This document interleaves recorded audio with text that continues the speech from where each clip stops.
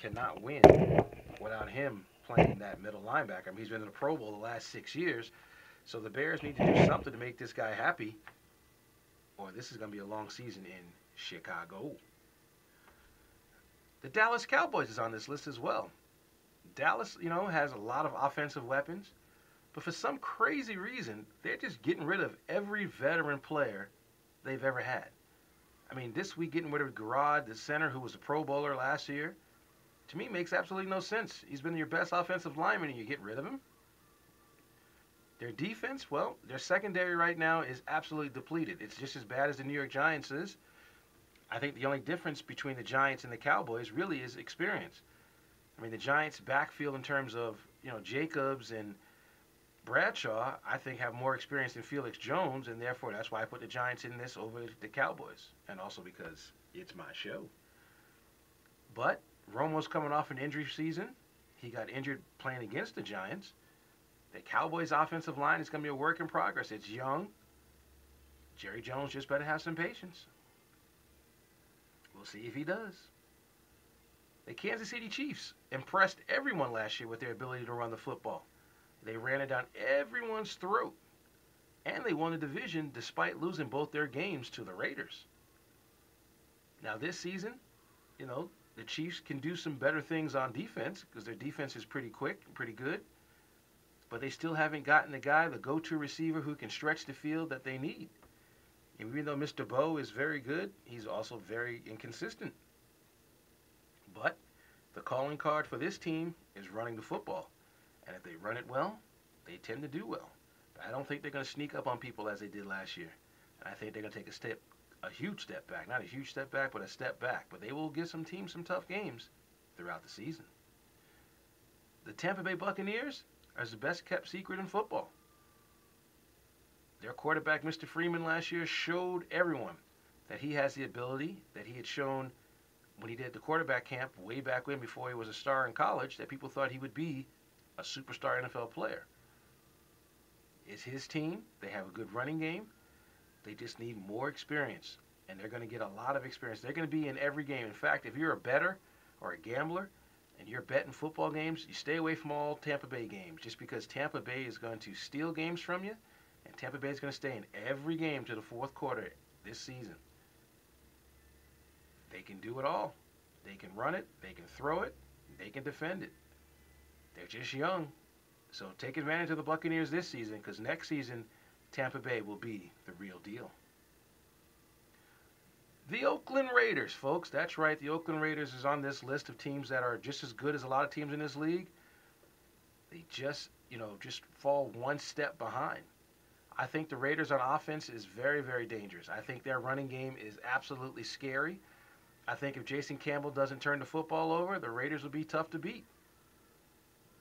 The Raiders' defense right now is suffering a little bit because their secondary's got some problems with it. But the bottom line is this team's defensive line will get after the quarterback, and maybe that will hide their problems they have in the secondary by putting pressure on the quarterback. But if they don't get pressure on the quarterback, and playing against the Chargers want revenge against the Raiders like you would not believe. The Broncos want revenge against the Raiders, and so do the Chiefs. There's some teams that got some scores to settle with the Raiders. And I think the Raiders are going to be in every game, but we'll find out just how good Jason Campbell really is this season. And now the team that will win the NFC West, folks, the St. Louis Rams. I think Sam Bradford is a quarterback that's going to be one to be reckoned with for the next 10, 15 years if he stays healthy. Steven Jackson never stays healthy for a whole season. And if ever he could play 12 to 14 games, this team would be dangerous to beat because he can run the ball. He catches the ball out of the backfield at 6'3", 245 pounds. He's impossible to stop one-on-one. Bradford is an efficient quarterback. He doesn't throw the ball away, doesn't throw interceptions. He plays smart. And I think the Rams, another team that's on the rise this season. The Minnesota Vikings as the next team on the list. The Vikings added Donovan McNabb to bolster that offense, and they should be pretty good this year. The only problem with the Vikings is that they have lost too many players, and that whole team just needs a hug. I mean, this team is going to be watched so heavily this season because Favre is gone and McNabb is there and Adrian Peterson has got a contract season coming up. And, you know, this team is going to be probably under the radar and do well, but it's going to be watched so closely by everyone in this league. If they can somehow, some way get McNabb to play very well, you never know. They got weapons on the outside. They got a good defense.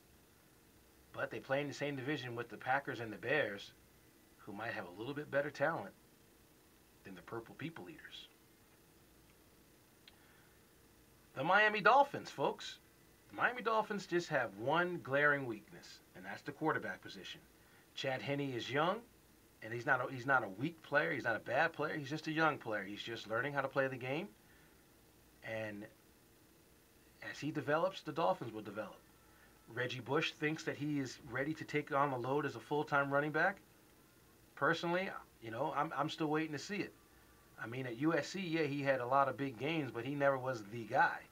Him and Lindell White shared the ball. In New Orleans, he shared the ball with 3 other guys. So I'll be very fascinated to see if he's ready to take the ball and lead a team to the playoffs. Their defense is very, very solid. And they keep themselves in games.